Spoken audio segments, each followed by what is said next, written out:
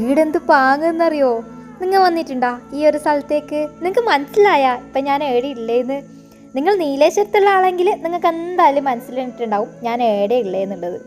നട റോഡിൽ വണ്ടിയും വെച്ചിട്ട് ഈ ഒരു കാഴ്ച കാണാൻ വേണ്ടിയിട്ട് പുറത്തിറങ്ങിയതാണ്. വണ്ടിയിലുള്ള പിന്നെ ചീത്തവിളിയോട് ചീത്തവിളിയാണ്, വേഗം വന്നിട്ട് വണ്ടി എടുത്തിട്ട് പോകാൻ.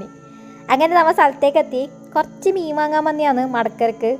രാവിലെ വെറുതെ പറഞ്ഞാന്ന് നമുക്ക് മടക്കര പോയിട്ട് മീൻ വാങ്ങാന്ന്. പിന്നെ അത് ചൊറിയായി തോന്നി. വീട്ടിൽ തപ്പി അപ്പം തന്നെ കീഞ്ഞിട്ട് റെഡിയായി. അങ്ങനെ നമ്മൾ നേരെ മടക്കര വന്നെയാണ്. ഈട അപ്പം മീനൊന്നും ഉണ്ടായിട്ടാട്ടോ. ഈ ഒരു പാമ്പിനെ കണ്ടുവോ? അത് പാമ്പല്ല, അത് മീനാണ്. ഇവിടെ ചൂണ്ടിയിട്ട് പിടിച്ചാന്ന്. അപ്പം ഞാൻ അങ്ങനത്തെ മീനെല്ലാം ആദ്യമായിട്ടാണ് കാണുന്നത്. ഇവിടെ നിന്നിട്ടാകുമ്പോൾ എനിക്ക് ചെറുതായിട്ട് മാലിയിലൊരു നൊസ്റ്റ് വന്നു കേട്ടോ.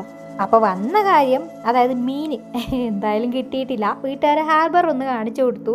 പണ്ട് ഇവിടുന്ന് ഞാൻ ഒരുപാട് മീൻ വാങ്ങിയിട്ട് കൊണ്ടുപോയിട്ടുണ്ടായിനി. ആ ഒരു ഓർമ്മ വെച്ചിട്ടാണ് ഇങ്ങോട്ടേക്ക് വരാമെന്ന് കരുതിയത്.